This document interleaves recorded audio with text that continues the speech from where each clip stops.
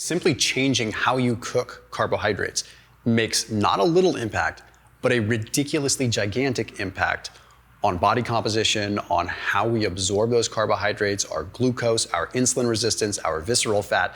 You've heard me talk about retrograded or resistant starches before, but we're gonna get into the details of how you can actually cook different starches. And it sounds like this is gonna be a laborious thing. It's not. It's something that you could do simply by prepping one day and making not a little difference, but a gigantic difference in especially insulin resistance and realistically appetite. So let's go ahead and get into the details. I put a link down below to try SuppCo for free. This is the coolest app I have seen in a long time. I don't usually promote apps, but I've created some cool stuff along with SuppCo.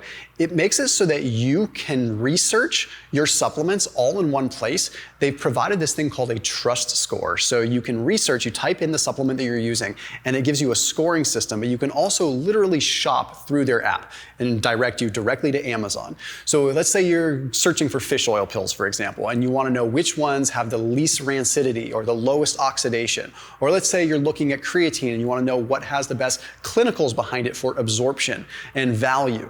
Seriously, it needed to be done because there are so many supplements that are unregulated. That's the problem, is there isn't a regulation, so anyone could just throw something together. So SuppCo does the work for you, and it makes it really cool. And I also have my stacks on there. I've created specific fitness stacks of supplements that I recommend for like pre-workout, or for recovery, or for fitness sleep, like to sleep to improve fitness. Really cool, because I can like load the ones that I recommend and people can see them. And it's a free app and allows you to see that and have full transparency. So that link is down below for you to try it out. It's supp.co/Thomas. Supp.co/Thomas is in the top line of the description underneath this video. So the first thing that you have to know is it has to be a certain kind of starch to begin with, right? But most starches that you could think of are gonna fall into the category, realistically. Like I can't think of many that wouldn't. So anything from a rice to a potato to a sweet potato to peas to corn, tortillas, beans, legumes, lentils, quinoa, all of these would work. Okay, so almost any starch you could really think of.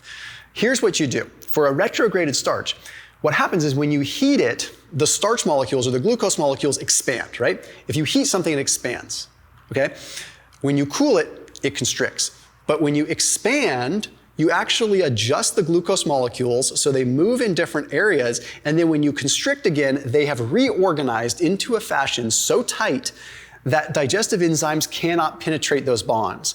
So you are left with a resistant starch that does not break down. It stays in your gut intact, sometimes even like within the food matrix itself, passes through the small intestine, gets to the colon, and that's when bacteria have a heyday on it. You end up with a huge microbiome benefit and fat loss benefit because you didn't absorb those carbohydrates. You can also have these carbohydrates along with other carbohydrates. So let's say you wanted to have cake. If you were to eat a cooled potato along with that cake, you would significantly reduce the blood sugar spike and the subsequent insulin spike from that cake. And that sounds extreme and too good to be true, and I'm not saying it negates the calories from the cake, but it can reduce your risk of developing a problem from that cake. You're not gonna have this big spike. Okay, so here's how you do it. Yes, you heat it and you cool it, but there's a couple cardinal rules. It has to cool for 12 to 24 hours. You can't expedite the cooling by putting it in the freezer. You need to let it slowly cool so those molecular structure changes. Okay, but we don't typically want to just eat cold potatoes. I don't mind them, but we don't want to eat a bunch of cold rice either. So any of these kinds of foods, sure, you could have cold, but there's a couple things that you really should know. You can reheat them.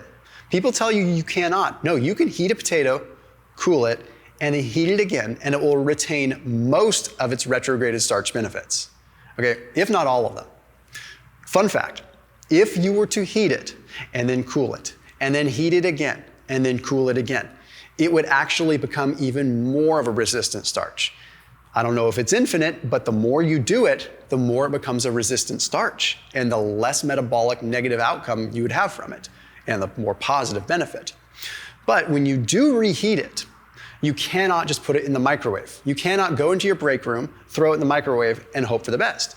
Because once you heat it to that high temperature again, it's going to put those glucose molecules right back in their amylose state where they can just digest easily. What you want to do is you want to set your microwave to a low temperature and you want to cook it for 30 seconds at a time. So you can adjust the heat on your microwave. I don't even necessarily recommend using a microwave, but I know how that's most people reheat. So you'd set it to a low or medium temperature and cook for 20 to 30 seconds, pull it out, let it sit for another 10 to 20 seconds, do it again. So you want to heat, cool at a low temperature. And you don't want to heat it with anything more than 140 degrees. Once you get to about 140 degrees, you're denaturing again and you're going to make it back to right where it was. Okay. Now, if you're not doing a microwave, you could also do it over a stovetop. You would just want to do it really slow. Sometimes you could even double boil, which would work in some cases. You could cook it in the oven at a low temperature, but realistically, that's going to be hard. One of the best things that I found is from a leftover perspective is actually just allowing it to come out of the fridge and then sit in a Tupperware, and I just bring it with me to work. And I eat room temperature food. Now, you could also take that room temperature food, put it in the microwave for about 15 seconds, and that's all you need to get it from room temperature up to a little bit warm.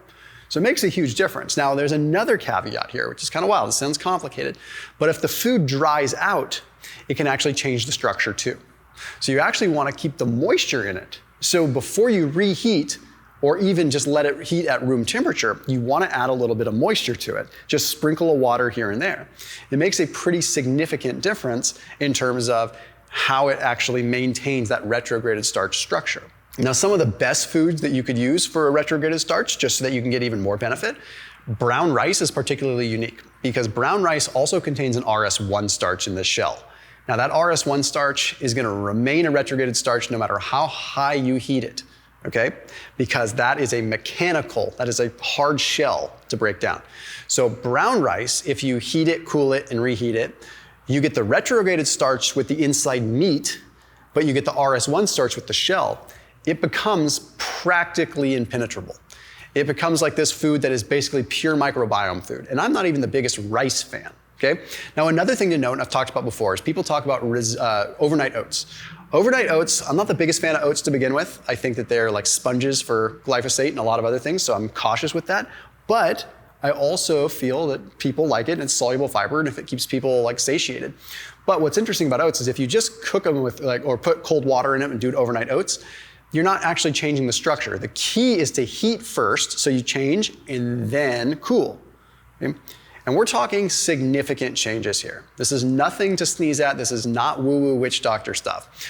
Sweet potatoes are another one because you have resistant starches already existing, plus you have a high antioxidant component, which has a tremendous impact on insulin resistance as well. And one of my favorites that I've talked about before is tortillas. Like corn tortillas, you could actually heat and then cool and then slightly heat again, or room temp, because I eat tortillas room temp, and you have a resistant starch. So as always, keep it locked in here on my channel. We'll see you tomorrow.